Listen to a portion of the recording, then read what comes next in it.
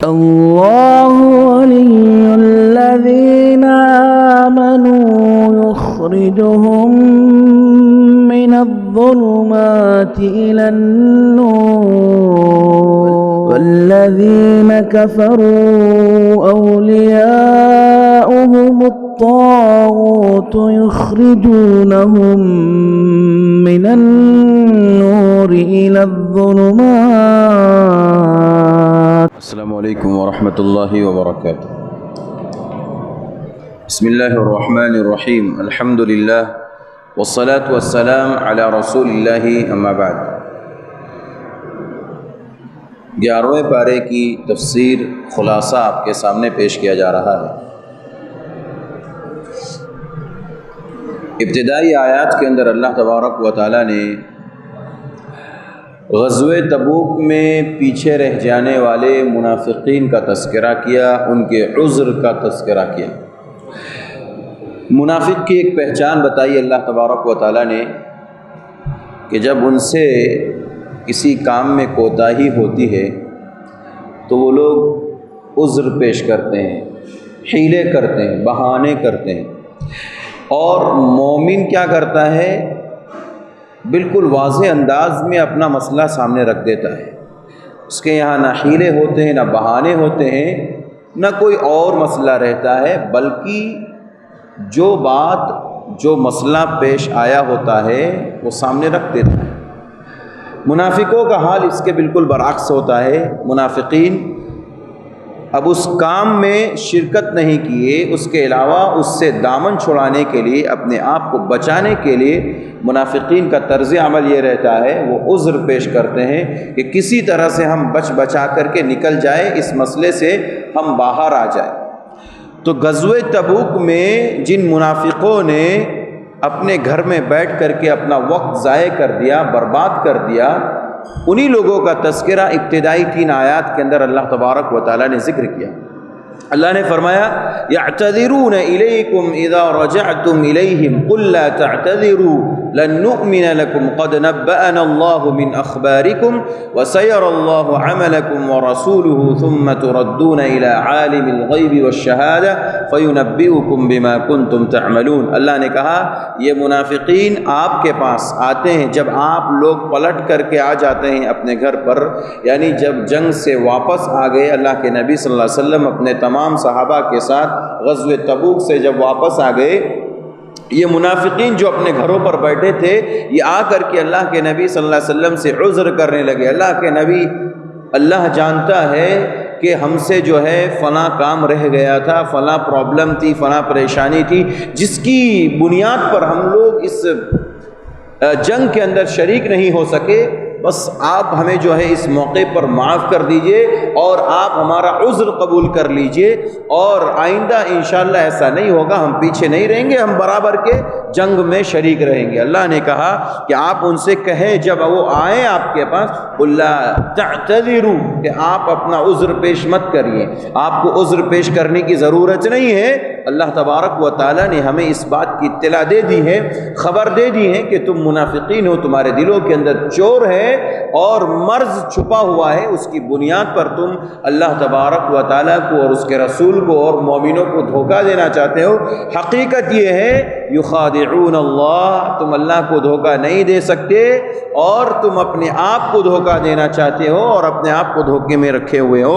اللہ تبارک و تعالی نے ان کی حقیقت کو یہاں پر واضح کیا کہ منافقین کا ایک طرز عمل یہ ہوتا ہے، وہ بات کرتا ہے یا کسی مسئلے سے اپنے آپ کو چھڑانا چاہتا ہے تو وہ حیلہ کرتا ہے، وہ دو ٹوک انداز میں گفتگو نہیں کرتا، جبکہ مومن دو ٹوک انداز میں گفتگو کر کے اپنے معاملے کو پیش کر دیتا ہے. جیسا کہ آئندہ اسی غزوہ تبوک کے اندر آپ کا کچھ صحابہ کا واقعہ انشاءاللہ بھی ذکر کیا جائے گا تھوڑی دیر میں. تو اللہ تبارک و تعالیٰ نے ابتدائی آیات کے اندر انہی منافقوں کا تذکرہ کیا جو عذر پیش کرتے ہیں. آگے اللہ تبارک و تعالیٰ نے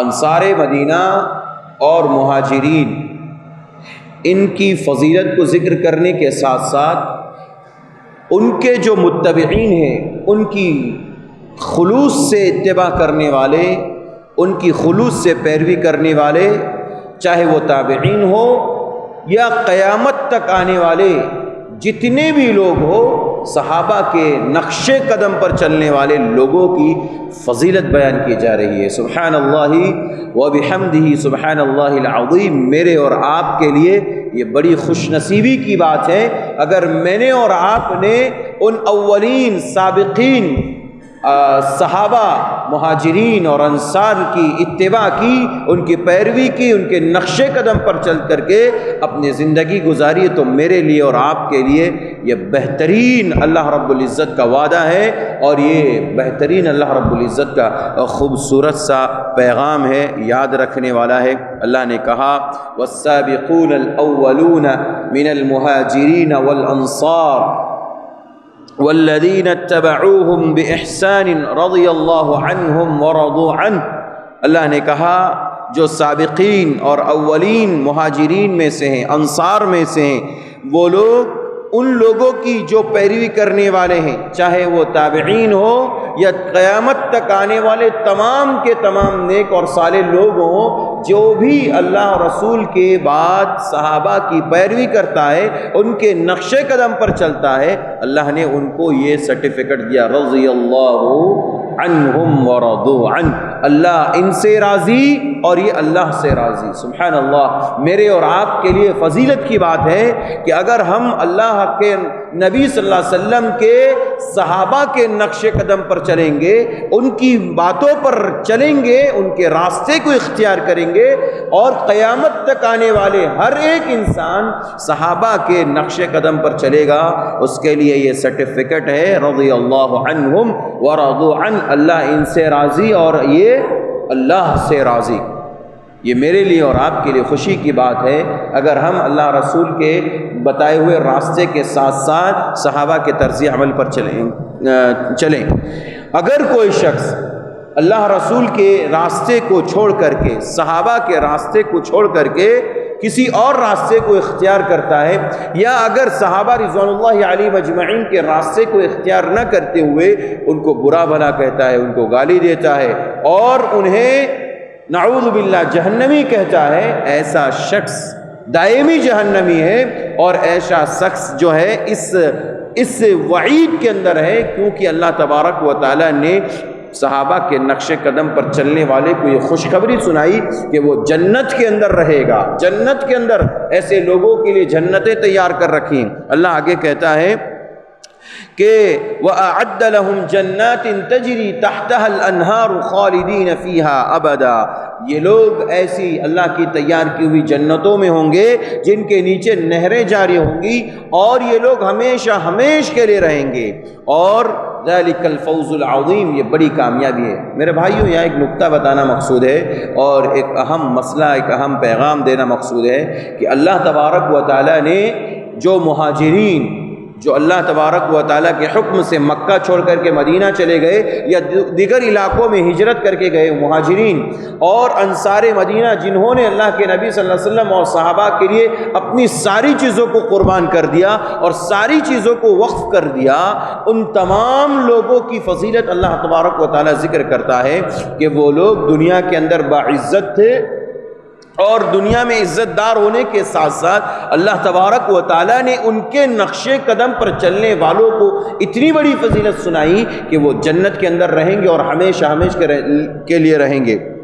یہاں پر ایک نکتہ ہے، جو لوگ صحابہ کو برا بھلا کہتے ہیں، جو صحابہ پر طنز کرتے ہیں، جو صحابہ کو گالیاں دیتے ہیں، جو صحابہ کو خارج عن الملہ کہتے ہیں، نعوذ باللہ، وہ نبی صلی اللہ علیہ وسلم کے صحابہ کو برا بھلا کہنے والے لوگ اس آیت کریمہ کو اپنے سامنے رکھیں۔ اللہ تبارک و تعالیٰ نے صحابہ کو جنتی قرار دیا اور دائمی جنت میں یہ لوگ رہیں گے۔ ایسا نہیں ہے کہ عارضی طور پر اللہ تعالیٰ ان کو جنت میں داخل کرے گا پھر ان کو نکال دے گا، ایسا نہیں۔ خالدین فیہا ابدا کہہ کر کے اللہ تبارک و تعالیٰ نے ان کی جنت کے اندر دائمی زندگی کو بتا دیا، اور ساتھ ہی ساتھ صرف صحابہ کی نہیں بلکہ جو صحابہ کے نقش قدم پر چلے گا ان کے لیے بھی اللہ تبارک و تعالیٰ نے دائمی جنت رکھی ہے۔ میرے بھائیوں، میری اور آپ کی بہت بڑی فضیلت کی بات ہے، اگر میں اور آپ صحابہ کے نقش قدم پر چل رہے ہیں تو جنت میرا اور آپ کا انتظار کر رہی ہے، جنت منتظر ہے، اور انشاءاللہ تبارک و تعالیٰ ہمیشہ اس جنت کے اندر رہیں گے. وقتی طور پر ہمارا اور آپ کا جنت کے اندر قیام نہیں ہوگا. اللہ تعالی ہم سب کو ان تمام لوگوں میں شامل کر دے جو صحابہ کے متبعین تھے. آمین، کہیے آمین. اللہ تبارک و تعالی ہم سب کو ان لوگوں میں شمار کر دے جو صحابہ کے متبعین تھے اور ہیں اور رہیں گے انشاءاللہ تبارک و تعالی. تو آیت کریمہ کے اندر اللہ تبارک و تعالی نے انصار مدینہ اور مہاجرین کی فضیلت، جو سابقین اولین ہیں، جو پہلے اسلام میں داخل ہوئے، کئی ایک باتیں اس سلسلے میں ذکر کی گئی، لیکن تمام صحابہ اس کے اندر داخل ہیں. تمام صحابہ کی اس کے اندر فضیلت ہے کہ ان کو اللہ تبارک و تعالی نے ہمیشہ کے لیے جنت کی خوشخبری سنائی. آگے اللہ تبارک و تعالی ذکر کر رہا ہے صدقات کے سلسلے میں، اور نفلی صدقات بھی ہو سکتے ہیں اس کے اندر، اور اسی طرح سے واجبی زکوٰۃ بھی ہو سکتی ہے. اللہ تبارک و تعالیٰ نے پیارے نبی صلی اللہ علیہ وسلم کو ایک اصول بتایا، ایک ضابطہ بتایا کہ آپ جو زکوٰۃ کا مال لیں گے تو اس زکوٰۃ کے مال سے مال والے کی تطہیر ہوگی، اس کے دل کی پاکی بیان کی جائے گی، اس کے دل کی پاکی ہوگی، اس کے اخلاق کی پاکی ہوگی، اس کے اعمال کی پاکی ہوگی، اس کے کیریکٹر کی پاکی ہوگی، اور ساتھ ہی ساتھ یہ اس کے مال کو بھی پاک و صاف کر دے گا. آپ کا ان سے زکوٰۃ وصول کرنا یہ ان کے اخلاق، کردار، کیریکٹر، اعمال، تمام چیزوں کو پاک کر دے گا. اور ساتھ ہی ساتھ آپ کا ایک ذمہ ہے کہ جب بھی آپ مال وصول کریں، زکوٰۃ کا مال لیں، صدقات کا مال لوگوں سے لیں، تو ان کے حق میں دعا دے دیا کریں، بارک اللہ فیک کہہ دیا کریں، جزاک اللہ خیرن کثیرا کہہ دیا کریں.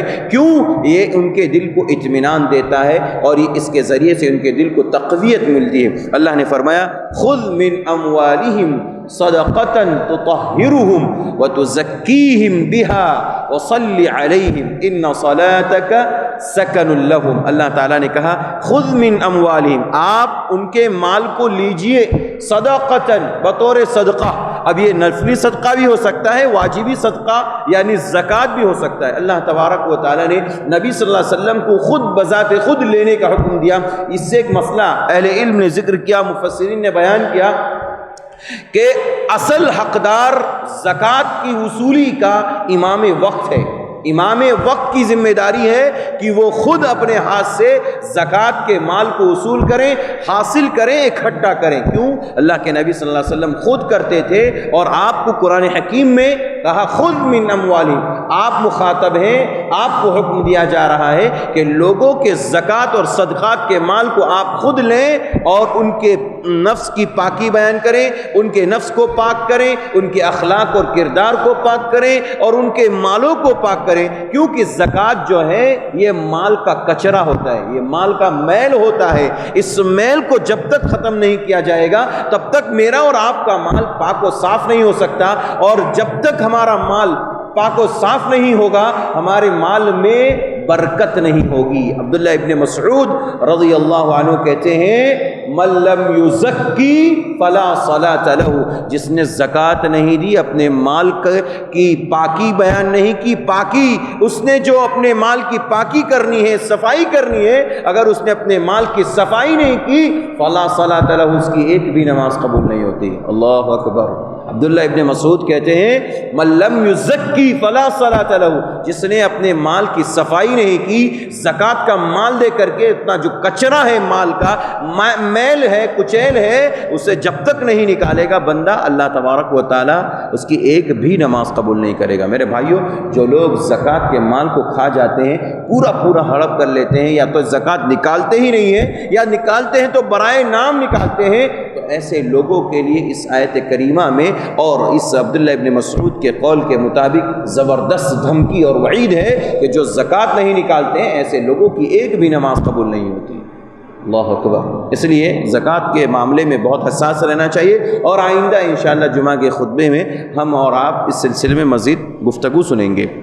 اللہ تعالیٰ نے کہا کہ آپ جو ہے مال لیتے ہوئے اس بات کا اہتمام کریں کہ جس کا بھی مال لیا آپ نے وصول کیا زکوٰۃ کا، آپ ان کے لیے دعا دیجیے. وصلی علیہم، صلی علی کے معنی ہوتا ہے کسی کے لیے دعا کرنا. اللہ کے نبی سے کہا گیا آپ دعا کر دیجئے ان کے اوپر. کیا کہہ دیں؟ بارک اللہ فیک، دعا کرنے کا طریقہ ایک تو یہ ہے، دوسرا یہ ہے جزاک اللہ خیرا کثیرا یا جزاک اللہ خیرا احسن الجزاء، یہ بھی کہہ سکتے ہیں۔ پیارے نبی صلی اللہ علیہ وسلم نے ایک حدیث کے اندر فرمایا اگر بندہ جزاک اللہ خیرا کا معنی اگر سمجھ جائے کبھی زندگی میں وہ کہتے ہوئے پیچھے نہیں ہٹے گا۔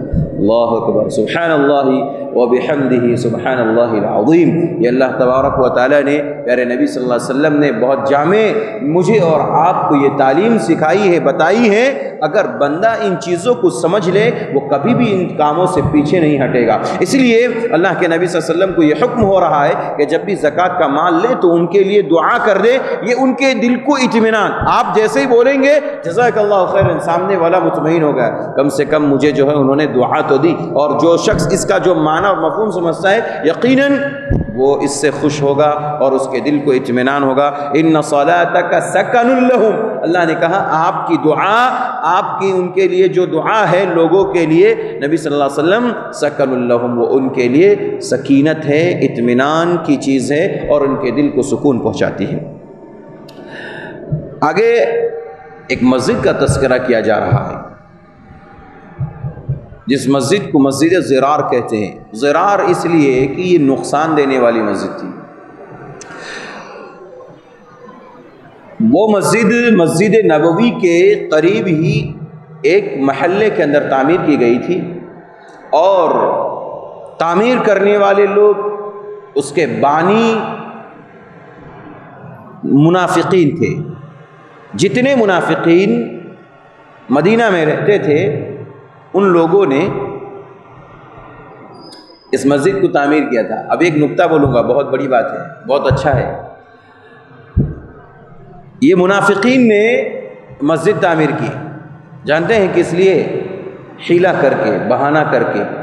کہا اللہ کے نبی صلی اللہ علیہ وسلم بارش کا موسم رہتا ہے، سردی بہت زیادہ رہتی ہے، اور ہمارے آس پڑوس کے محلے کے لوگوں کو مسجد نبوی میں، کہاں مسجد نبوی میں، جس کا کیا ثواب ہے؟ 1000 نماز کے برابر، جس میں نماز پڑھنے کا ثواب 1000 نماز کے برابر۔ اس میں آنے میں دقت ہوتی ہے، لہذا ہم چاہ رہے ہیں ہمارے محلے کے اندر ایک مسجد بنا دیں اور ہمارے محلے کے لوگ اس کے اندر نماز پڑھیں۔ اور آپ جو ہیں، نبی صلی اللہ علیہ وسلم سے کہا جا رہا ہے، منافقین آ کر کہنے لگے کہ آپ آ کر کے ہماری مسجد میں آ کر کے ابتدا کر دیجئے گا۔ کیا کر دیجئے گا؟ افتتاح کرواتے ہیں نا آج کل لوگ، بڑے لوگوں سے، بڑے علماء سے مسجدوں کا افتتاح، بڑے کاموں کا افتتاح بڑے لوگوں سے۔ پیارے نبی صلی اللہ علیہ وسلم سے بھی منافقین نے کہا آپ آ کر کے آپ ایک وقت کی نماز پڑھا دیجئے، یہ حجت بن جائے گی، دلیل بن جائے گی کہ یہاں نماز پڑھنا جائز ہے۔ دیکھ رہے ہیں منافقین بھی بڑی زبردست چال چلتے تھے، اور اس سے ایک نکتہ ملا، اللہ کے نبی صلی اللہ علیہ وسلم عالم الغیب نہیں تھے، عالم الغیب نہیں تھے۔ اگر غیب کا علم ہوتا، اللہ کے نبی عالم الغیب ہوتے تو آپ اس مسجد کے اندر جانے کا وعدہ کرتے۔ آپ کا وعدہ ہو چکا تھا، ان لوگوں سے، منافقین سے وعدہ ہو چکا تھا۔ کہا اللہ کے نبی نے میں غزوے پہ جا رہا ہوں، غزوے تبوک کے لیے، واپس آؤں گا تو غزوے تبوک کے آنے کے بعد میں تمہاری مسجد کے اندر آ کر کے نماز پڑھاؤں گا۔ اللہ کے نبی عالم الغیب نہیں تھے۔ ایک مسئلہ معلوم ہوا ہمیں، اللہ کے نبی عالم الغیب نہیں تھے۔ منافقین نے مسجد تعمیر کر لی، صحابہ چلے گئے نبی صلی اللہ علیہ وسلم کے ساتھ غزوے میں، غزوے تبوک کے اندر سارے لوگ چلے گئے۔ انہوں نے اپنی پلاننگ کو کامیاب بنانے کے لیے مسجد بھی بنا دی، چھپر کی مسجد بنائے۔ اب اس مسجد کو بنانے کا جو بنیادی مقصد تھا وہ 4 مقصد اللہ تبارک و تعالیٰ نے ذکر فرمایا۔ نمبر 1 ضراراً، نقصان پہنچانے کے لیے۔ کن کو؟ مسلمانوں کو۔ منافق کس کو نقصان پہنچاتا ہے؟ منافق مسلمان کو نقصان پہنچاتا ہے، یہ کافر کو، یہ مشرک کو نہیں، کیونکہ یہ تو خود دل سے اندرونی طور پر یہ کافر اور مشرک ہوتا ہے۔ یہ منافقین ظاہری طور پر خالی مومن ہوتا ہے، ایمان کا اظہار کرتا ہے، مسلمان ہونے کا اظہار کرتا ہے۔ یہ مومنوں کو نقصان دینے کے لیے مسجد بنائی گئی تھی۔ ضرارا وکفرا، اور کفر کو پھیلانے کے لیے، کفر کو عام کرنے کے لیے یہ مسجد تعمیر کی گئی تھی۔ تیسری چیز اللہ نے کہا وَإِرْصَادًا لِمَنْ حَارَبَ اللَّهَ وَرَسُولَهُ، اور وَتَفْرِيقًا بَيْنَ الْمُؤْمِنِينَ، تیسری چیز وَتَفْرِيقًا بَيْنَ الْمُؤْمِنِينَ، مومنوں میں دو ٹولیاں، دو گروہ بنانے کے لیے، ایک گروہ یہ ہے، ایک گروہ یہ ہے، مومنوں میں دو گروہ بنانے، ٹولیاں بنانے اور فرقوں میں بانٹنے کے لیے مسجد تعمیر کی جا رہی تھی۔ تیسری چیز۔ چوتھی چیز وَإِرْصَادًا لِمَنْ حَارَبَ اللَّهَ وَرَسُولَهُ، اللہ رسول سے محاربہ کرنے کے لیے کمین گاہ تھی، یہاں بیٹھک ہوتی تھی، یہاں لوگ بیٹھتے اور منافقین چاہ رہے تھے کہ یہاں سے ہم اپنے پلاننگ کو آگے کریں گے، یہ ہمارا مرکز ہوگا، یہ ہمارا مرکز ہوگا۔ آج کے دور میں سمجھ لیجئے ارصاد لمن حارب اللہ و رسول کو یہ سمجھ لیجئے کہ یہ ہمارا مرکز ہوگا، یہ منافقوں کا مرکز بننے جا رہا تھا۔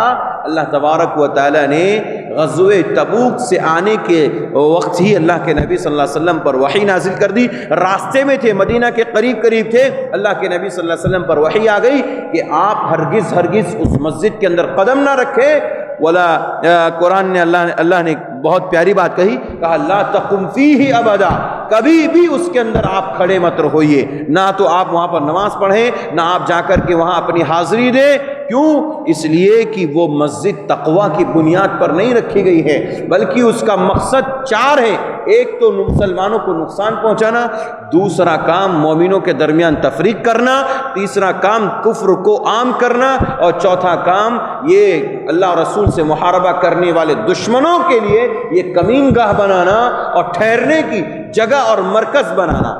یہ اس لیے بنائی گئی ہے، اللہ تبارک و تعالیٰ نے وحی کے ذریعے نبی صلی اللہ علیہ وسلم کو جیسے ہی بتایا، آپ صلی اللہ علیہ وسلم بجائے اس کے کہ وہاں جاتے اور ان کو وعدہ کر چکے تھے، اللہ کے نبی نے چند صحابہ کو بھیجا اور جا کر کہا کہ اسے فوری طور پر ڈھا دیا جائے، اسے گرا دیا جائے۔ اللہ کے نبی صلی اللہ علیہ وسلم کے کچھ صحابہ گئے اور فوراً اس مسجد کو، مسجد زرار کو ڈھا دیا گیا، دھسا دیا گیا، توڑ دیا گیا، منہدم کر دیا گیا۔ اس سے ایک مسئلہ معلوم ہوا کہ وہ مسجدیں، اہل علم نے اس حدیث سے، اس آیت کریمہ کی روشنی میں یہ مسئلہ استدلال کیا کہ اگر وہ مسجد، جس مسجد کے اندر اللہ کی عبادت نہ ہوتی ہو، اس مسجد کو گرانا ضروری ہے۔ جو مسجد اللہ تبارک و تعالیٰ کی عبادت کے لیے نہ بنی ہو، بلکہ وہ لوگوں کو نقصان پہنچانے کے لیے، آپس میں تفریق کرنے کے لیے، کفر کو پھیلانے کے لیے، اسی طرح سے اللہ تبارک و تعالیٰ اور اس کے رسول سے محاربہ کرنے والے لوگوں کے لیے اکٹھا ہونے کی جگہ اور مرکز بنانے کے لیے اگر ایسی جگہ بنایا گیا ہے، ایسی مسجد بنی ہے، تو پھر ایسی صورت میں اس مسجد کے اندر نہ تو ہمیں نماز پڑھنی ہے اور نہ ہی اس مسجد کو روئے زمین پر رکنے کا، ٹھہرنے کا حکم ہے، بلکہ اسے گرا دیا جائے گا، اسے منہدم کر دیا جائے گا۔ منافقوں کا ایک حیلہ یہ تھا کہ مسجد بنا کر کے کسی صورت سے ہم اپنا راستہ لے لیں گے۔ ایک نکتہ بولنے جا رہا تھا میں، اس سے پہلے میں نے آپ کو بتایا، آج کل بھی بڑا مسئلہ چل رہا ہے مساجد کو لے کر کے۔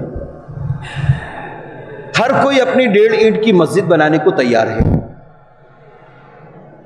کسی سے اختلاف ہوا، اپنی مسجد کھڑا کرتا ہوں، دیکھو پھر کون روکتا ہے مجھے، اپنی 1.5 اینٹ کی مسجد بنانا شروع۔ اللہ کے بندو، اگر آپ کو کسی مسجد سے تکلیف ہے، مسجد کے ذمہ داروں سے تکلیف ہے، مصلیوں سے تکلیف ہے، پیچھے ہٹ جائیے۔ کس نے کہا آپ کو؟ آپ کے اختیار میں نہیں۔ اللہ رب العزت نے جب تک آپ سے کام لینا تھا لیا، اب آپ کے اختیار میں نہیں، آپ پیچھے ہٹ جائیے۔ مسجد اللہ کا گھر ہے، اس کو آباد کرنے کی ہر ایک کی ذمہ داری ہے۔ اور کل کے درس میں سورہ توبہ کے اندر اللہ نے فرمایا تھا کہ مساجد کو آباد کرنے والے، اللہ کے گھر کو آباد کرنے والے لوگ وہ ہوتے ہیں جو اللہ پر، یوم آخرت پر نماز قائم کرنے والے، زکوٰۃ دینے والے اور اللہ سے صرف ڈرنے والے لوگ ہی مساجد کو آباد کرتے ہیں۔ لہذا اگر کوئی شخص اس نیت سے، اس غرض سے کہ میں بھی اپنی ایک مسجد بنا سکتا ہوں، میں بھی اپنی ایک 1.5 اینٹ کی مسجد بنا کر کے اپنے حواریوں کو، اپنے دوست احباب کو لے کر کے میں بھی الگ ہو سکتا ہوں، ایسی مسجد بنانا صحیح نہیں ہے۔ اس آیت کریمہ کی روشنی میں ایسی مسجد بنانا صحیح نہیں ہے۔ یاد رکھیے گا یہ نقطہ، ایسی مسجد بنانا کہ جس کی بنیاد پر عوام الناس میں تفریق ہو، اسی طرح سے ایسی مسجد بنانا کہ جس کی بنیاد پر مسلمانوں میں دو گروہ ہو جائے، دو ٹولیاں ہو جائے، آپس میں تفریق ہو جائے، ایسی مسجد بنانا صحیح نہیں، ایسی مسجد بنانا صحیح نہیں۔ اگر مقصود یہ ہے کہ کسی کالونی میں، کسی محلے کے اندر ایسی جگہ پر مسجد نہیں ہے تو پھر مسجد بنانا صحیح اور درست ہے۔ مسجد بنانے سے منع نہیں کیا گیا، اللہ کی زمین کو اللہ تبارک و تعالیٰ نے وسیع بنایا ہے، لہذا وہاں پر ہم مسجد کی تعمیر کر سکتے ہیں، لیکن اس مقصد کے لیے ہو کہ ہم اپنا اپنا الو سیدھا کریں گے تو ایسی صورت میں مسجدوں کو بنانا جائز نہیں ہے۔ میرے بھائیوں، اس لیے ہمیں اس چیز کا اہتمام کرنا چاہیے۔ اگر ہم سے، آپ سے مسجد کوئی بھی ہو، اللہ کا گھر ہے، اس کو ہم فائدہ پہنچا سکتے ہیں تو بڑھ کر کے فائدہ پہنچائیے، اور اگر ہم نہیں پہنچا پا رہے ہیں اور کسی صورت سے ہمیں بھی تکلیف ہے، لوگوں کو بھی تکلیف ہے، تو پیچھے ہٹ جانا چاہیے، پیچھے ہٹ جانا چاہیے۔ اللہ کا گھر آباد رہے، اس بات کی ہمیں فکر ہونی چاہیے۔ اللہ کا گھر ویران ہو جائے، اس بات کی فکر بھی ہمیں ہونی چاہیے کہ اللہ کا گھر ویران نہیں ہونا چاہیے۔ اور جو اللہ کے گھر کو ویران کرنا چاہتا ہے اور اللہ تبارک و تعالیٰ کے گھر سے لوگوں کو روکتا ہے، اس کے بارے میں سورہ بقرہ میں اللہ نے کہا وَمَنْ أَظْلَمُ مِمَّنْ مَنَعَ مَسَاجِدَ اللَّهِ، روئے زمین پر سب سے بڑا ظالم وہ آدمی ہے جو اللہ کے گھر سے لوگوں کو روکے۔ وَمَنْ أَظْلَمُ مِمَّنْ مَنَعَ مَسَاجِدَ اللَّهِ أَنْ يُذْكَرَ فِيهَا اسْمُهُ وَسَعَى فِي خَرَابِهَا، لوگوں کو اللہ کے ذکر سے اور مساجد کو خراب کرنے کے لیے، اسے ویران کرنے کے لیے جو شخص ذریعہ بنتا ہو، اللہ کہتا ہے اس سے بڑھ کر روئے زمین پر کوئی ظالم نہیں ہے۔ لہذا نہ تو ہم ظالم بنے اور نہ مظلوم بنے، بلکہ درمیانی رہتے ہوئے اپنے آپ کو سنوار لیں، اپنے اعمال کو درست کر لیں۔ اگر مسجد کو فائدہ پہنچا سکتے ہیں تو پہنچائیے، اور اگر ہمارے ذریعے سے، ہماری وجہ سے اگر مسجد کو نقصان پہنچ رہا ہے تو پیچھے ہٹ جائیے۔ اللہ تبارک و تعالیٰ کا گھر آباد رکھیے۔ آگے اللہ تبارک و تعالیٰ نے غزوہ تبوک کے موقع پر کچھ صحابہ کا تذکرہ کیا جا رہا ہے کہ وہ لوگ اس کے اندر جانے کے لیے کوشاں تھے اور تیار تھے، لیکن انہیں ظاہری اسباب کے اوپر، ظاہری وسائل کے اوپر ذرا تکبر تو نہیں کہہ سکتے ہیں، کیونکہ یہ لفظ جو ہے صحابہ کی شان کے خلاف ہے۔ تکبر نہیں، البتہ ان کے اندر جو ہے ایک دنیا پرستی کی چیز آ گئی تھی اور انہیں اپنے وسائل پر زیادہ اعتماد ہو گیا تھا، ظاہری وسائل پر اتنا اعتماد ہو گیا تھا کہ ہم یہ کام کر لے جائیں گے، ہم یہ کام کر لے جائیں گے، اور بہت تیزی کے ساتھ، بہت جلدی یہ کام کر لے جائیں گے۔ بعض صحابہ کا تذکرہ اللہ تبارک و تعالیٰ کر رہا ہے۔ غزوہ تبوک کے موقع پر جب اعلان ہوا کہ سب کو چلنا ہے، سارے لوگ تیار ہو گئے، اور اس غزوے کو جیش العسرہ کہا جاتا ہے۔ یہ تنگی کا لشکر تھا۔ کیوں؟ اس موقع پر ایک تو سخت گرمی کا زمانہ تھا، دوسری چیز ہے کہ وسائل بہت کم تھے اور فصلیں پکی جا چکی تھی، اور تیسری چیز ہے کہ مسلمانوں کے پاس اسباب بھی نہیں تھے، مال بھی اتنا نہیں تھا، اور بہت پریشانی کا عالم تھا۔ اس موقع پر یہ لشکر کو تیار کیا جا رہا تھا اور غزوہ تبوک کے لیے جانا تھا۔ صحابہ جو لوگ جن کے پاس جو چیزیں تھی وہ لے کر کے تیار ہو گئے، اور جن کے پاس کچھ نہیں وہ بھی تیار ہو گئے۔ صحابہ نے اللہ تبارک و تعالیٰ، اللہ کے نبی صلی اللہ علیہ وسلم کے ساتھ چلنے کے لیے تیار ہو گئے، چلنا شروع کر دیے، چلے گئے بہت سارے صحابہ، لیکن 3 صحابہ ایسے ہیں جو پیچھے رہ گئے، جو 3 صحابہ پیچھے رہ گئے۔ اور میں یہ سمجھتا ہوں سورہ توبہ کے اندر اللہ تبارک و تعالیٰ کا اس واقعے کو ذکر کرنا اور ان 3 صحابہ اور وہ بھی مومنین اور مخلصین صحابہ کا ذکر کرنا، یہ اپوزٹ میں ہے منافقین کے اپوزٹ میں ذکر کیا گیا ہے ان کا واقعہ، کیونکہ منافقین جو ہے وہ عذر پیش کر رہے تھے، جبکہ یہ مومنین اپنا بالکل واقعہ جو کچھ بھی ان کے ساتھ پیش آیا، جو مسئلہ پیش آیا، ان کو انہوں نے اپنے سامنے رکھ دیا، اللہ کے نبی صلی اللہ علیہ وسلم کے سامنے رکھ دیا۔ لہذا وہ سچے تھے، اور دل کے سچے ہونے کی وجہ سے اللہ تبارک و تعالیٰ نے ان کی توبہ بھی قبول کی، اور ان کے لیے بہت ہی اہم پیغام دیا گیا جو کہ آ رہا ہے۔ اللہ تبارک و تعالیٰ نے ان 3 لوگوں کے بارے میں، 3 لوگ تھے، کعب بن مالک، مرارہ بن ربی اور ہلال بن امیہ۔ 3 صحابی، کعب بن مالک، مرارہ بن ربی اور ہلال بن امیہ، یہ 3 صحابہ تھے ان تینوں کے پاس تیز رفتار سواریاں تھیں اور اسباب تھے. بعض کے پاس بعض ضرورت تھی، بعض تکلیف تھی، بعض کے پاس بعض عذر تھا. کسی نے کہا فصلیں تیار تھی اس لیے نہیں، ابھی نہیں، جب چلیں گے اللہ کے نبی جب چل چکے ہوں گے تب ہم جائیں گے. بعض نے کہا جب آدھے راستے میں پہنچ جائیں گے تب ہم اللہ کے نبی کے ساتھ جا کر کے مل جائیں گے. بعض نے کہا کہ جب اللہ کے نبی وہاں پہنچ جائیں گے تو فوراً جنگ نہیں ہوگی، پھر ہم وہاں پر پہنچ جائیں گے. ہمارے پاس تیز ترار سواریاں ہیں، بہت سارے وسائل ہیں، ہمیں ٹینشن اور پریشان ہونے کی ضرورت نہیں ہے، ٹینشن لینے کی ضرورت نہیں، ہم پہنچ جائیں گے اللہ کے نبی کے ساتھ غزوہ تبوک میں شریک ہو جائیں گے. یہ وسائل جو ظاہری وسائل تھے ان کے اوپر ان کا اعتماد بہت زیادہ ہو گیا. اللہ تعالیٰ نے ان کو بھی آزمانا چاہا اور آزمایا. دھیرے دھیرے یہ لوگ آج نہیں کل، کل نہیں پرسوں، پرسوں نہیں ابھی نہیں تبھی، اس طرح کرتے کرتے کرتے کرتے کرتے وقت ختم ہو گیا. یہاں تک کہ غزوہ تبوک سے اللہ کے نبی صلی اللہ علیہ وسلم واپس آ گئے. معاملہ یہاں تک ہو گیا. سوچئے ایک آدمی کے پاس تیز رفتار سواری اور سارے اسباب ہونے کے باوجود وہ صرف اللہ کی توفیق نہ ہونے کی وجہ سے جنگ کے اندر شریک نہیں ہو سکے. ورنہ کتنے صحابہ جن کے پاس کچھ نہیں تھا، کچھ بھی نہیں تھا، لیکن اس کے باوجود اللہ کی توفیق سے وہ لوگ شریک ہو گئے. اللہ کی توفیق بہت ضروری ہے. ایک انسان ہے دنیا کے اندر بہت مالدار ہے، اللہ تبارک و تعالیٰ نے اسے خوب مال دیا ہے، لیکن اس کے پاس توفیق نہیں، اللہ کی توفیق نہیں، وہ مسجد میں 1 روپے نہیں خرچ کر سکتا. یہ توفیق کی بنیاد ہے. اور ایک آدمی ہے کہ جس کے پاس کچھ نہیں ہے، روز کماتا ہے، روز کھاتا ہے، لیکن اس کو اللہ نے توفیق دے رکھی ہے، اپنے 100 روپے میں سے 10 روپیہ اللہ کے راستے میں دیتا ہے اور مسجد میں لگاتا ہے. کیوں؟ اس لیے کہ اس کے پاس اللہ کی توفیق ہے.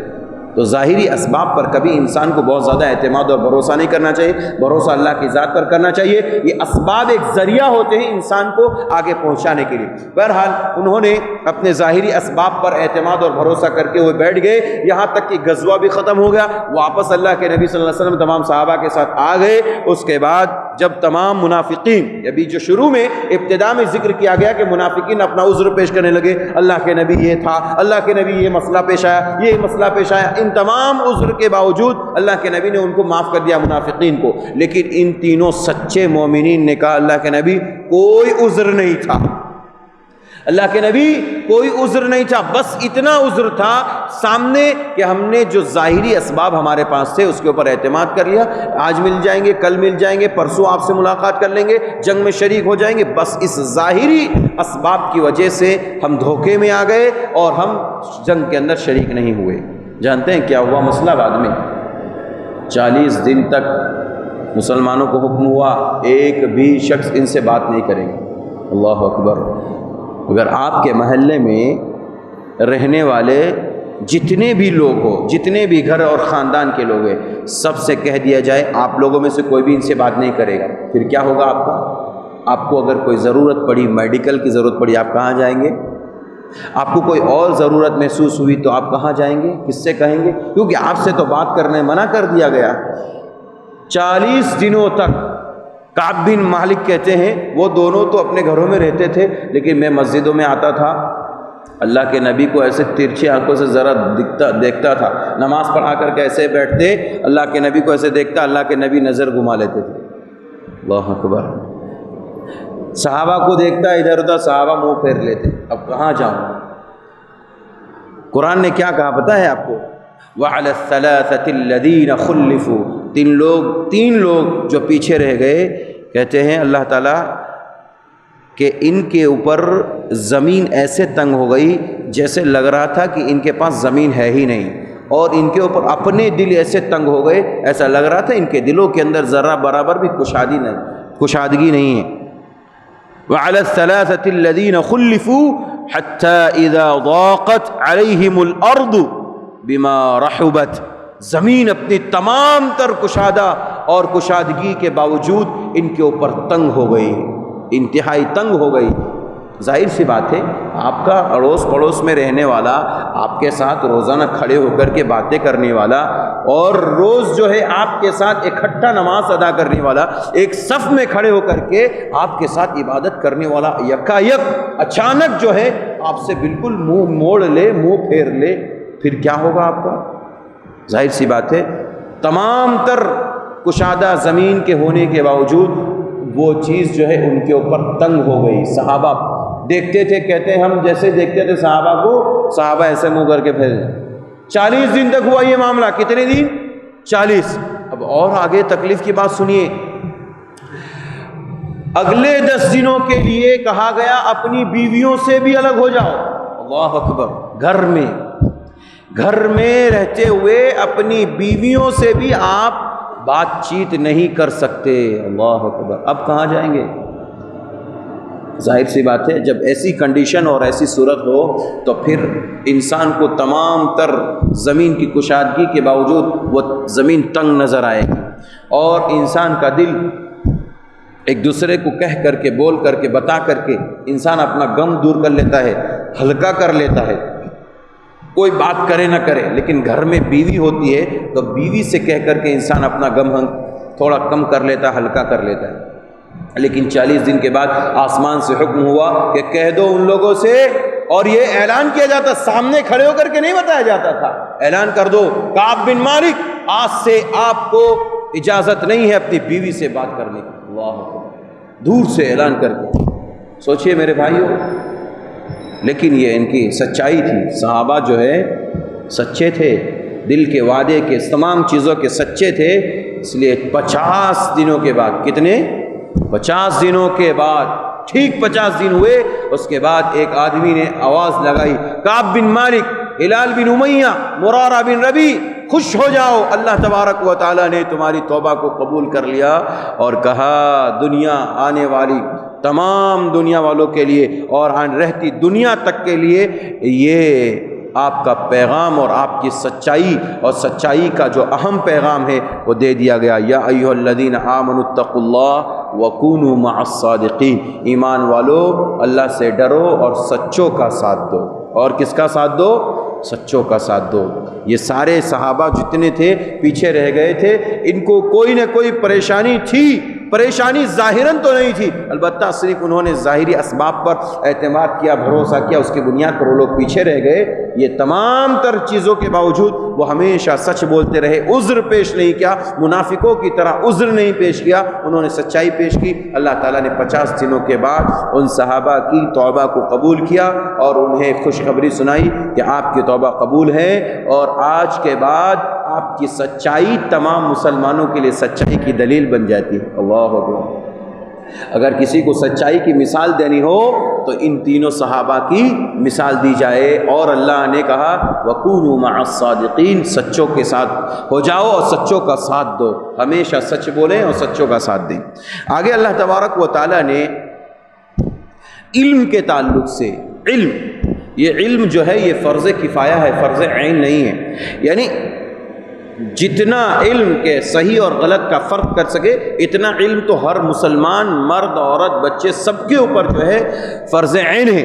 لیکن وہ علم جو علم قرآن و سنت کا زیادہ علم ہے، جس کے ذریعے امامت کی جا سکتی ہے، جس کے ذریعے سے خطابت اور لوگوں کو واعظ و نصیحت کی جا سکتی ہے، یہ علم فرض کفایہ ہے۔ اس کے اندر کچھ لوگ اگر ایک جماعت، ایک گروہ، ایک ٹولی، ایک قوم کی یا ایک محلے کی، ایک گاؤں کی، ایک بستی کی چلی جائے علم حاصل کرنے کے لیے تو کفایت کر جائے گا۔ اللہ نے آگے کہا، اسی بات کو اللہ تعالیٰ نے ذکر فرمایا سورہ توبہ ہی کے اندر، کہا لِيُنْفِرُوا وَمَا كَانَ الْمُؤْمِنُونَ لِيَنْفِرُوا كَافَّةً فلولا نفر من كل فرقة منهم طائفة ليتفقهوا في الدين، ایک جماعت، ایک گروہ ہر بستی کے اندر، ہر گاؤں کے اندر ایک ہونی چاہیے کہ جو دین کے اندر تفقہ حاصل کرے، فقہ حاصل کرے، سمجھ حاصل کرے اور تمام مسائل کا علم حاصل کریں، اور وَلِيُنذِرُوا قَوْمَهُمْ إِذَا رَجَعُوا إِلَيْهِمْ لَعَلَّهُمْ يَرْجِعُونَ، اور جب اپنی قوم کی طرف پلٹ کر کے جائیں تو قوم کے لوگوں کو ڈرائیں اور قوم کو وہ چیزیں سمجھائیں جو انہوں نے علم حاصل کی۔ اس سے ایک مسئلہ معلوم ہوا کہ کسی بھی بستی کے اندر، کسی بھی شہر کے اندر، کسی بھی گاؤں کے اندر اگر کچھ لوگ رہ رہے ہیں، جیسے مثال کے طور پر ایک گاؤں کے اندر 100 لوگ رہتے ہیں، تو کم سے کم 5 7 10 لوگوں کو وہ علم جس کے ذریعے ہم مسئلے مسائل حل کر سکتے ہیں، اپنے مسائل کو حل کر سکتے ہیں، اتنے لوگوں کا علم حاصل کرنا فرض کفایہ ہے، ضروری ہے، تاکہ وہ بقیہ لوگوں تک جو ہے اپنا علم پہنچا سکیں اور ان کو صحیح طور پر معلومات دے سکیں. اور پورے کے پورے لوگوں کا علم حاصل کرنا یہ ضروری نہیں ہے. اگر حاصل کر لیتے ہیں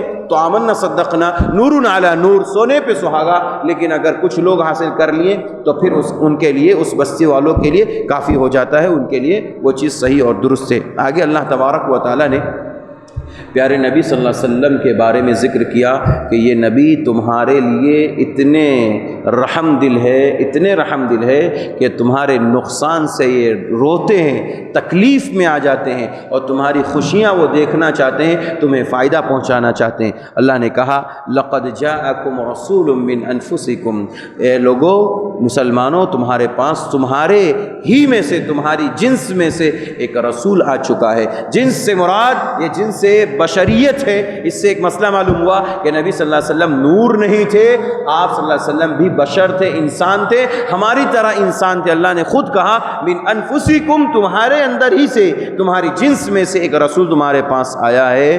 عزیز علیہ، کیا کہتے ہیں، جو تمہارے اوپر تمہاری مضرت کو، یعنی تمہارے اوپر جو نقصان پہنچتا ہے وہ ان کے اوپر بہت گیرا گزرتا ہے. کسی مومن کو کوئی تکلیف پہنچتی ہے، کوئی نقصان اور کوئی ضرر پہنچتا ہے تو اس کی سب سے زیادہ تکلیف نبی صلی اللہ علیہ وسلم کو ہوتی ہے. اللہ اکبر، ایسا نبی مجھے اور آپ کو ملا، اور اس کے بعد اگر ہم اس نبی کی قدر نہ کریں اور اس نبی کی بات اور سنت پر عمل نہ کریں تو ہم سے بڑا بد نصیب انسان کوئی نہیں.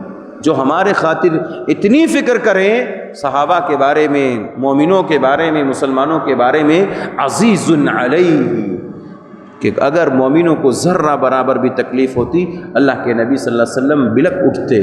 تکلیف برداشت نہیں ہے، آپ کو گرا گزرتی تھی کہ میرے صحابہ مسلمانوں کو کوئی تکلیف پہنچے. اور ما عنتم حریص علیکم، اور بہت زیادہ نعمتوں کے حریص تھے کہ میرے مسلمان بھائیوں کو، میرے صحابہ کو جنت ملے، جنت کی نعمتیں ملے، جنت کے اندر خوشحال رہیں، اللہ تبارک و تعالیٰ انہیں جنت نصیب فرمائے. اس کے لیے اللہ کے نبی بہت زیادہ کوشاں تھے اور اس چیز سے بہت زیادہ تکلیف میں رہتے تھے کہ آپ صلی اللہ علیہ وسلم کہ ہمارے صحابہ میں سے کوئی بھی جہنم کے اندر نہ چلا جائے، کوئی مرتد نہ ہو جائے، کوئی اسلام سے خارج نہ ہو جائے، کسی طرح کی دنیاوی اور اخروی نقصان نہ پہنچ جائے میرے صحابہ کو، میرے مسلمان کو، میرے مسلم بھائی کو. اللہ کے نبی اس قدر اپنے صحابہ کے تعلق سے، مسلمانوں کے تعلق سے ہمدردی رکھتے تھے. میرے بھائیوں، جو نبی اتنی ہمدردی اپنی قوم سے رکھتے ہوں تو اس نبی کا حال کیا ہوتا ہے. اسی لیے قرآن نے ایک جگہ سورہ کہف میں کہا فَلَعَلَّكَ بَاخِعٌ نَفْسَكَ عَلَىٰ، کہ آپ ایسا محسوس ہو رہا ہے کہ لوگوں کے پیچھے اپنے آپ کو ہلاک کر لیں. اللہ اکبر، یعنی آپ لوگوں کی خاطر اتنے زیادہ پریشان رہتے تھے، اتنے زیادہ پریشان کہ ایسا محسوس ہوتا تھا کہ آپ جو ہے اپنے آپ کو ہلاک کر دیں. وہ نبی اتنی زیادہ ہمارے لیے، آپ کے لیے کوشش کرنے والے. اسی لیے پیارے نبی صلی اللہ علیہ وسلم جب صحابہ کے ساتھ رہتے تو کہتے ہیں، اللہ کے نبی صلی اللہ علیہ وسلم کہتے تھے کہ صحابہ کیا وجہ ہے کہ میں تمہاری کمر پکڑ پکڑ کر کے میں تمہیں جہنم سے روک رہا ہوں، جہنم سے دور کر رہا ہوں، تم جا کر کے اسی میں گرنے کی کوشش کر رہے ہو، تم وہ کام کر رہے ہو جو اللہ رسول نے نہیں بتائے. میرے بھائیو، صحابہ کے بارے میں، مسلمانوں کے بارے میں پیارے نبی صلی اللہ علیہ وسلم کتنے زیادہ خیر خواہ تھے، ہمیں سمجھنا چاہیے اس آیت کریمہ کی روشنی میں. یہ سورہ توبہ کی آخری آیت تھی. آگے سورہ یونس شروع ہو رہی ہے. اللہ تبارک و تعالیٰ نے سورہ یونس کے اندر کچھ باتیں ذکر کی ہیں، خاص کر کے جنتیوں کے تعلق سے. اللہ نے فرمایا دعواہم فیہا سبحانک اللہم وتحیتہم فیہا سلام وآخر دعوانا ان الحمد للہ رب العالمین، کہ جب جنتی جنت میں چلے جائیں گے تو ان کی زبان سے صرف اور صرف اللہ تبارک و تعالی حمد، ثنا، تسبیح، تہلیل، یہی صرف زبان سے ادا کرائے گا. پیارے نبی صلی اللہ علیہ وسلم فرماتے ہیں، صحیح مسلم کی روایت ہے کہ اہل جنت کی زبانوں پر تسبیح و تحمید اس طرح تسبیح و تحمید کا الہام اس طرح ہوگا کہ جس طرح انسان کی سانس چلتی ہے. یہ سانس جو ہماری چل رہی ہے، جس طرح سے یہ سانس ہمارے لیے گردش کر رہی ہے، ضرورت کی چیزیں جس طرح یہ سانسیں ہماری چل رہی ہے، ایسے ہی جنتیوں کی زبان سے تسبیح نکلے گی. سبحان اللہ الحمدللہ، سبحان اللہ الحمدللہ، اللہ اکبر، سبحان اللہ الحمدللہ، اللہ اکبر. اس طرح سے، یعنی ایک سیکنڈ کے لیے جس طرح ہماری سانس نہیں رک سکتی ہے، ایسے ہی تسبیح، تحمید اور حمد و ثنا جنتیوں کی زبان سے اللہ تبارک و تعالیٰ جنت کے اندر ادا کروائے گا۔ سبحان اللہ میرے بھائیوں، کتنی بڑی بات ہے۔ اور ان کا آخری کلام یہی ہوگا، وَآخِرُ دَعْوَانَا أَنِ الْحَمْدُ لِلَّهِ رَبِّ الْعَالَمِينَ۔ تمام تعریفیں اللہ رب العالمین کے لیے۔ ہم بھی جب اپنا خطاب ختم کرتے ہیں، علماء حضرات تو آخر میں کہتے ہیں وَآخِرُ دَعْوَانَا أَنِ الْحَمْدُ لِلَّهِ رَبِّ الْعَالَمِينَ، ہماری دعوت کا، ہماری پکار کا آخری کلمہ الحمد للہ رب العالمین ہے۔ تمام تعریفیں اللہ رب العالمین کے لیے۔ آگے ایک بات بتائی جا رہی ہے کہ دنیا میں لوگ، بہت سارے لوگ کہتے ہیں یہ اولیاء اللہ ہے، یہ ولی ہے، یہ اللہ کے ولی ہیں۔ الا ان اولیاء اللہ لا خوف علیہم ولا هم يحزنون، سورہ یونس کے اندر اللہ نے کہا سنو، اللہ کے جو ولی ہوتے ہیں لا خوف علیہم ولا هم يحزنون، نہ ان کے اوپر کوئی خوف ہوتا ہے اور نہ یہ غمگین ہوتے ہیں، نہ ہوں گے۔ بہت پیارا جملہ اللہ نے استعمال کیا، لا خوفن کہہ کر کے اللہ تبارک و تعالیٰ نے نفی کر دی کہ ان کو کوئی خوف نہیں ہوتا، کوئی خوف نہیں۔ ولا هم يحزنون، عربی زبان کے اندر یہ فعل مضارع ہے۔ یہ فعل مضارع کا مطلب یہ ہے پریزنٹ کا اور فیوچر کا معنی دینے کے لیے عربی زبان میں ایک لفظ بولا جاتا ہے جس کو فعل مضارع کہتے ہیں۔ پاسٹ کے لیے ایک لفظ آتا ہے ماضی کا، جس کو ہم پاسٹ کہتے ہیں، ایک لفظ بولا جاتا ہے۔ لیکن پریزنٹ اور فیوچر کا معنی بتانے کے لیے ایک لفظ آتا ہے عربی زبان کے اندر جس کو ہم فعل مضارع کہتے ہیں۔ یہاں پر اللہ نے فعل مضارع ہی لفظ استعمال کیا، کہتے ہیں اللہ نے لا خوف علیہم ولا هم يحزنون۔ اس کا ترجمہ یہ ہوتا ہے نہ یہ لوگ غمگین ہیں نہ ہوں گے، نہ غمگین ہیں نہ ہوں گے۔ اس کا مطلب یہ ہوا کہ جو اللہ کے اولیاء ہوتے ہیں وہ نہ دنیا کے اندر غمگینی ہوتی ہے ان کو، اور نہ آخرت میں غمگینی ہوں گی، اور نہ ان کو پچھلی چیزوں سے کوئی خوف ہوتا ہے۔ جانتے ہیں آج دنیا کے اندر جو ولی اللہ کا جو اپنے آپ کو کہتے ہیں کہ یہ ولی ہے، اللہ کے اولیاء ہیں، بہت سارے لوگ ایسے ہیں جو اللہ کے ولی کہنے کے لیے اپنے آپ کو بےتاب کرتے ہیں، یا بعض ایسے لوگ ہیں جو اپنے مریدوں کو، اپنے پیروں کو اولیاء اللہ کہتے ہیں۔ جانتے ہیں اولیاء اللہ کون ہیں؟ اللہ کہتا ہے آگے الذین آمنوا وکانوا یتقون، الذین آمنوا وکانوا یتقون، اللہ کے ولی وہ ہیں جو ایمان لائے، وکانوا یتقون، اور جو اللہ سے ڈرتے ہیں، جو اللہ سے ڈرتے ہیں، اللہ کا تقوی اختیار کرتے ہیں۔ تو ولی ہونے کے لیے دو شرطیں، ولی ہونے کے لیے کتنی شرط ہے؟ دو۔ نمبر ایک ایمان، نمبر ایک ایمان، ایمان کے تمام جزئیات پر ایمان رکھنا، ایمان کے تمام جزئیات پر ایمان رکھنا۔ نمبر دو اللہ تبارک و تعالیٰ سے ڈرنا، اللہ تبارک و تعالیٰ سے ڈرنا۔ جانتے تقوی کس کو کہتے ہیں؟ ایک صحابی رسول کو غالباً ابو ہریرہ رضی اللہ عنہ سے پوچھا گیا کہ تقوی کیا ہے؟ کہا کہ کبھی تم نے ایسے راستے سے تمہارا گزر ہوا ہے کہ جس کے اگل بغل جو ہے جھاڑیاں لگی ہو کانٹے کی؟ کہا ہاں۔ تو کب پھر وہاں پر آپ کیسے گزرتے ہیں؟ تو کہا کہ شمر تو، اپنے دامن کو بچا بچا کر کے میں اس سے نکلتا ہوں۔ کہتے تقوی کا معنی یہی ہے، تقوی کا معنی یہی ہے کہ دونوں طرف کانٹے لگی ہوئی جھاڑیاں ہو اور بہت تنگ راستہ ہو اور آپ کو وہاں سے گزرنا ہے، تو آپ کیسے گزریں گے؟ اپنے آپ کو بچا کر، کہیں ہاتھ میں نہ لگ جائے، کہیں پیر میں نہ لگ جائے، نہ جسم میں کہیں کانٹا نہ لگ جائے، اور اسی طرح سے ساتھ ساتھ اپنے دامن کو، اپنے کپڑوں کو بھی بچا بچا کر کے چلتے، کہیں کپڑوں کے اندر کوئی کانٹا نہ پھنس جائے۔ اسی کا نام کیا ہے؟ تقوی۔ اسی کا نام کیا ہے؟ تقوی۔ یعنی آپ کے اگل بغل جو ہے یہ سب محرمات ہیں، حرام چیزیں ہیں، اور درمیان میں بہت مختصر سا تنگ راستہ ہے حلال کا۔ آپ کو وہاں حلال کے راستے سے ان تمام چیزوں سے ایسے ہی بچ کے نکلنا ہے جیسے وہ جھاڑیوں سے آپ بچا کر کے نکلتے ہیں۔ تو جو ایسا تقوی رکھتا ہے وہ اللہ کا ولی ہے، جو ایسا تقوی رکھتا ہے وہ اللہ کا ولی ہے۔ تو الذین آمنوا وکانوا یتقون، ولی بننے کے لیے دو شرط، ایک شرط یہ ہے کہ ایمان ہونا چاہیے، پختہ ایمان، اور اس کے ساتھ ساتھ اللہ کا تقوی۔ تو جو لوگ یہ ڈھونگی بابا اور بہت سارے لوگ جو لوگوں کو کہتے ہیں کہ اللہ کے ولی ہیں، آپ دیکھتے ہیں ایک وقت کی نماز نہیں پڑھتے، ایک وقت کی نماز نہیں پڑھتے۔ جو اللہ کی عبادت نہ کرے، جو اللہ کا خاص جو حکم ہے نماز کے تعلق سے، جو نماز نہ پڑھتا ہو، وہ اللہ کا ولی ہو سکتا ہے؟ وہ اللہ کا ولی کیسے ہو سکتا ہے؟ اور تقوی انسان کو نماز پر آمادہ نہ کر سکے، ان کا ایمان ان کو نماز پڑھنے پر آمادہ نہ کر سکے، تو اس ایمان سے وہ لوگ اللہ کے ولی کیسے بن سکتے ہیں؟ سمجھ گئے؟ تو جو اللہ کے ولی ہوتے ہیں ان کے بارے میں اللہ نے کہا 2 شرطیں ہیں، الذین آمنوا وکانوا یتقون، وہ ایمان والے ہوں اور تقوی والے ہوں۔ آخر میں آگے چل کر کے اللہ نے فرعون کا تذکرہ کیا۔ فرعون کے بارے میں اللہ تبارک و تعالیٰ نے ذکر کیا کہ جب اس کو یقین ہو گیا کہ اب میں غرق ہونے والا ہوں، ڈبو دیا جانے والا ہوں، تو اس نے کہا کہ میں اللہ اب ایمان لے آتا ہوں۔ کہا آنا، اللہ نے کہا اب تجھے سمجھ میں آ رہا ہے ایمان لانے کے بارے میں، بہت آگے بڑھ چکا، پانی سر سے اوپر گزر چکا ہے، اب ایمان لانے کا کوئی فائدہ نہیں۔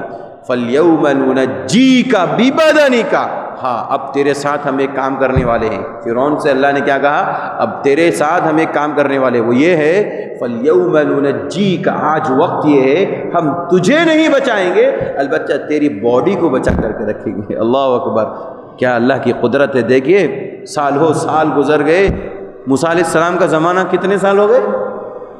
کئی ہزاروں سال گزر گئے، اور فرعون کے بارے میں کہا اللہ نے فَالْيَوْمَ نُنَجِّيكَ بِبَدَنِكَ، یہ بدن کو ہم بدن کہتے ہیں نا، تیرے بدن کو ہم نجات دے دیں گے، تجھے نہیں بچا سکتے لیکن ہم تیرے بدن کو بچا لیں گے۔ کیوں؟ تاکہ آنے والی نسل، آنے والی قوم تجھ سے عبرت حاصل کرے۔ تحقیق کرنے والوں نے تحقیق کی، اس کی باڈی ملی، پتہ چلا کہ وہ فرعون ہے۔ اللہ عالم بالصواب، مصر کے عجائب خانے کے اندر رکھی گئی اس کی باڈی، واقعی وہ فرعون کی ہے یا کسی اور کی ہے، اللہ عالم بالصواب، ہمیں اس کے بارے میں قطعی علم نہیں ہے۔ جو واقعات یا جو ویڈیوز اور جو فوٹو ہمارے سامنے آتے ہیں وہ بتایا جاتا ہے کہ یہی فرعون کی باڈی ہے، لیکن اللہ کا وعدہ بالکل سچا ہے۔ ہم دنیا والوں کی بات کو اوپر، ان کی ویڈیوز پر، ان کے فوٹو پر اعتبار نہیں کرتے، لیکن میرے رب کا وعدہ کیا ہے؟ بالکل سچا ہے۔ فَالْيَوْمَ نُنَجِّيكَ بِبَدَنِكَ لِتَكُونَ آیَةً لِلنَّاسِ، آنے والے لوگوں کے لیے ہم تجھے عبرت کا سامان بنا دیں گے، اور تیری باڈی کو ہم بچا کر کے رکھیں گے تاکہ ہر کوئی آئے تو دیکھے یہ اللہ کا سب سے بڑا باغی تھا اور نافرمان تھا، سب کچھ ہونے کے باوجود وہ اپنے آپ کو نہیں بچا سکا، لہذا اللہ کے عذاب سے ڈرو۔ آخر میں پیارے نبی صلی اللہ علیہ وسلم کو ایک بات نصیحت کی جا رہی ہے، اور ایک اللہ کی قدرت کی، کہ نفع نقصان کا مالک صرف اللہ تعالیٰ ہے۔ نبی صلی اللہ علیہ وسلم کو عقیدہ بتایا جا رہا ہے کہ دیکھیے نفع نقصان کا مالک صرف اور صرف اللہ تبارک و تعالیٰ ہے۔ دنیا کے اندر کوئی بھی طاقت آپ کو نہ نفع پہنچا سکتی ہے نہ نقصان۔ وَإِن يَمْسَسْكَ اللَّهُ بِضُرٍّ فَلَا كَاشِفَ لَهُ إِلَّا هُوَ، اگر کوئی ضرر آپ کو، کوئی نقصان پہنچے گا، فَلَا كَاشِفَ لَهُ إِلَّا هُوَ، تو آپ سے صرف اور صرف اس نقصان کو دور کرنے والا اللہ تعالیٰ ہے۔ وَإِن يُرِدْكَ بِخَيْرٍ فَلَا رَادَّ لِفَضْلِهِ، اور اللہ آپ کے ساتھ کوئی خیر کا معاملہ کرنا چاہے، کوئی چیز خیر کی آپ کو دینا چاہے، فلا راد لفضلی، تو کوئی مائی کا لال، دنیا کی کوئی طاقت آپ سے خیر کو چھین نہیں سکتی ہے۔ اللہ تبارک و تعالیٰ نے اتنا جامع عقیدہ اللہ کے نبی صلی اللہ علیہ وسلم کو عطا کر دیا، دے دیا، کہ آپ یاد رکھیں دنیا کے اندر کوئی نقصان دینے والا نہیں ہے، آپ کو کوئی نقصان پہنچانے والا نہیں، کوئی نفع پہنچانے والا نہیں۔ لہذا دنیا کے ظاہری اسباب سے اور دنیا والوں کے ان جتنے بھی اسباب ہیں، جتنی بھی ان کی چال بازیاں ہیں، سازشیں ہیں، ان سے ڈرنے کی ضرورت نہیں۔ نفع نقصان کا مالک اللہ ہے، رزاق اللہ ہے، رزق کا بندوبست کرنے والا اللہ تعالیٰ ہے، لہذا آپ کو ایمان اللہ کی ذات پر رکھنا ہے۔ اس طرح سے سورہ یونس کا بھی خاتمہ ہو جاتا ہے۔ کل سے انشاءاللہ تعالیٰ 12ویں پارے کی ابتدا ہوگی، اس سے قبل سورہ ہود کی ابتدا ہوگی انشاءاللہ۔ کل کے درس میں اللہ تعالیٰ مزید ہمیں توفیق عطا فرمائے قرآن مجید کو سمجھنے کی، اور ہم اس پر عمل کریں انشاءاللہ، اس کی بھی ہمیں توفیق عطا فرمائے۔ اللہ تعالیٰ سے دعا ہے اللہ تعالیٰ مجھے آپ کو، سارے مسلمانوں کو قرآن مجید کو سمجھنے اور اس کے مطابق زندگی گزارنے کی توفیق عطا فرمائے۔ جب تک اس دنیا میں زندہ رکھے، ایمان پر زندہ رکھے، اور جب خاتمہ ہو خاتمہ بالخیر نصیب فرمائے۔ آمین۔ وآخر دعوانا ان الحمد للہ رب العالمین۔ السلام علیکم ورحمۃ اللہ وبرکاتہ۔